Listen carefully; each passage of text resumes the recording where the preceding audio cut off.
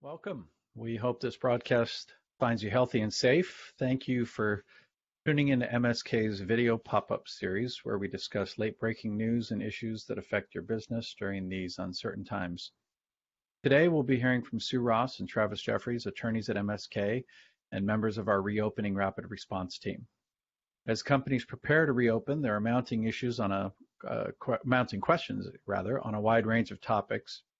And today, Sue and Travis will walk us through yesterday's proclamation from the governor in California, clamping down on a variety of businesses, industries, and localities. And Sue and Travis will help us untangle the mess that has ensued. So, Sue, over to you. Thanks very much, Doug, and good afternoon, everyone. As Doug has said, we've got this proclamation, announcement, guidance, whatever you want to call it. It has yet to be turned into an order.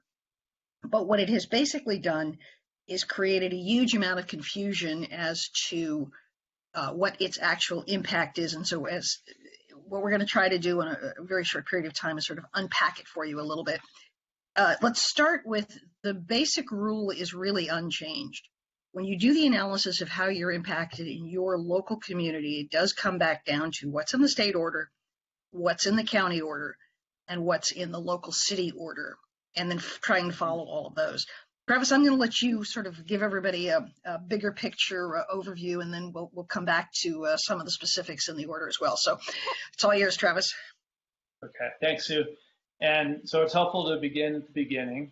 And so this all started in early May when the California Department of Public Health issued an order that said two things. First, it said that local health jurisdictions can begin to ease into stage 2. And second, it said that certain lower risk industries, businesses, and activities can begin to reopen, but when they reopen and how they reopen and how they operate as a business thereafter, all must comply with guidance of health and safety protocols issued by the state of California. So as you can see from the statewide guidance and checklist slide, the state of California has issued guidance on over 40 industries.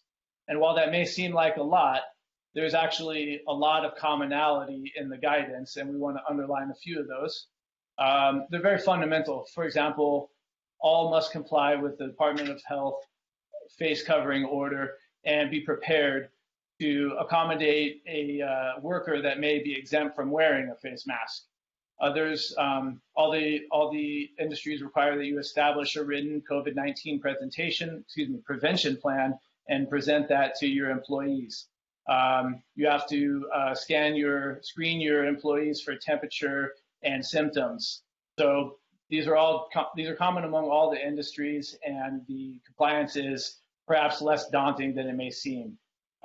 So if your business does appear on if your business is in one of these industries, then you will want to follow these guidelines. And in doing that, you should be aware of a couple of things in order to determine if this most recent order impacts your business. First, the state's guidance sometimes says that you have to defer to the county guidance. So in that case, in order to determine whether your business has been impacted by the most recent order, you actually have to go see whether the county order that you are following has been either modified or rescinded. A good example of this is the television, music, and film industry that is following the LA County guidance. It's an order with Appendix D and J as the guidelines for that industry. And as of yesterday, when the state order went out, the county order has not been modified or rescinded. So based on that, that industry can continue to operate as long as it complies with the county protocol. Second, businesses should be aware of all of the different ways in which that they must comply with the protocols, and be aware that they may have to comply with the protocols in more than one industry. Again, the entertainment industry is a good example of this, because any office staff or managerial staff in that industry must also comply with the state's office guidelines. And then another example is if you own an outdoor retail shopping center, you may have as a tenant a movie theater or a restaurant or a personal care service such as a barber or nail salon. And this order did shut down the indoor operations of those businesses, But if you have other businesses, such as a store that sells electronics or clothes, nothing in this order shut down those businesses. So this is the way in which this order can impact some businesses, but by no means does it amount to a complete shutdown. And there you go, Sue. So something else that we can underline during this time while we're waiting for Sue is that yesterday the governor did come out with a proclamation, but he has not followed that up with a written executive order yet. So we do have guidance on the website of the state, and in effect, that's giving an order, but we, in all cases, follow an executive order that is issued by the governor. It's preceded by the recitals of the justification and the need for the order, the constitutional power to grant such an order. And so we're still waiting for that. But in the meantime, we're doing our best to interpret what the governor announced yesterday. All right, let's try this again. Can you guys hear me? Yeah. All right, excellent. Excellent. Thanks for vamping, Travis. I appreciate it. So the entertainment industry is a good one because it really shows you the many layers that are involved, because not only is there the governor's order and the county order and to some extent the city order, but there are also requirements that the union and guild provisions be complied with as well. Nick, would you switch to the next slide, please? So this is a list of the counties that are affected by the new order. And you'll notice there's some special comments about Imperial, Alameda, and Santa Clara. Again, you do need to check the county orders and the city orders where you're located just to make sure that you have the most recent information. Let me kind of walk through what's been going on with a little bit more detail. So the first thing in the order, which took effect yesterday, was that all counties had to close indoor operations for dine-in restaurants, wineries and tasting rooms, movie theaters, entertainment centers, zoo museums, and card rooms. In addition to that, bars, brew pubs, breweries, and pubs had to close all operations, both indoor and outdoor, unless they offered sit-down, outdoor dine-in meals. Alcohol could be sold in the transaction as the meal. And we know that a lot of these tasting rooms and pubs and so on have been trying to deal with the consequences of the orders by offering food to go with their alcohol things, and that would still seem to be something that is permitted. The counties that you see on the list are those that have been what they call on the monitoring list for 3 consecutive days or longer. It means that they're spiking at too high a level of new cases, whether those cases, illnesses, or deaths.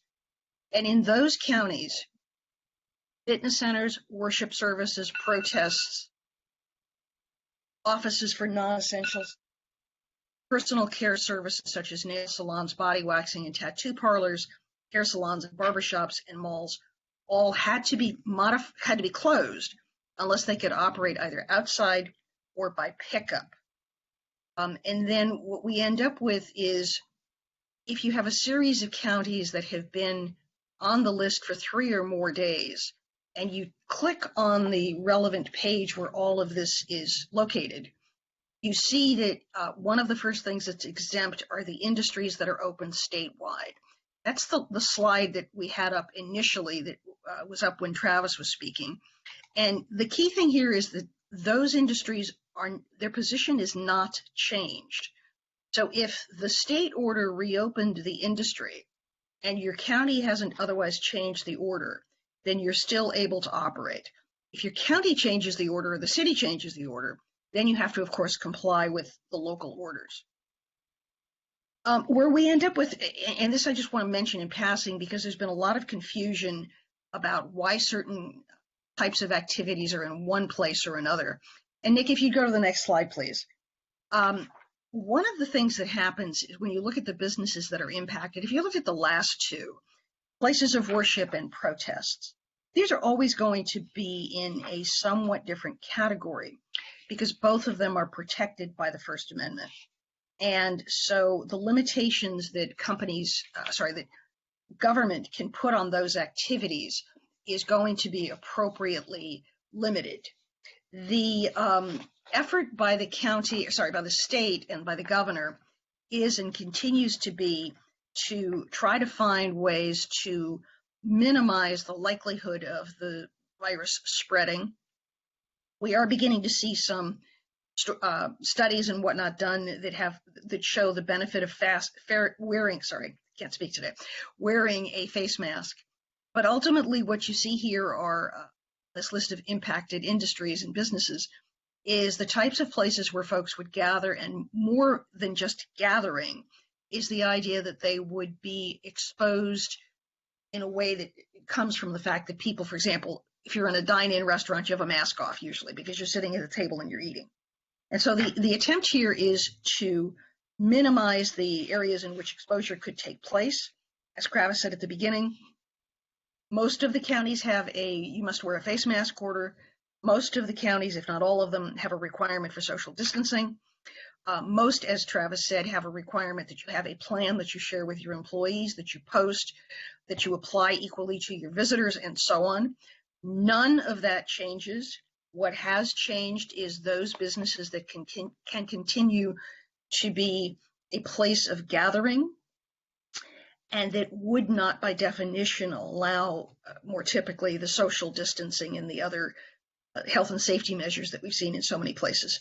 And so for now, Doug, I'm going to hand it back to you, and thank you, everyone. Great. Thank you, Sue, and thank you, Travis. Thanks to all of you for joining our video pop-up series today.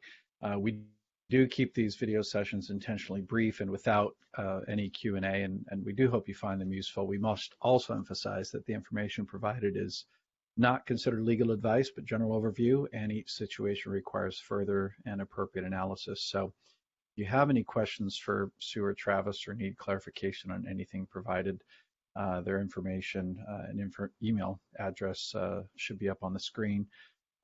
If you need additional guidance from anyone else on the Reopen Rapid Response team, which may be to be relabeled the Yo-Yo Reopen Rapid Response team, please email reopen@msk.com, and keep an eye out for additional pop-up videos in the coming days and weeks as things continue to change, which I think unfortunately we're just going to continue to remain in an environment of uncertainty and unpredictability. So more importantly, everyone, please continue to remain healthy, remain strong, and remain hopeful. Thank you and goodbye.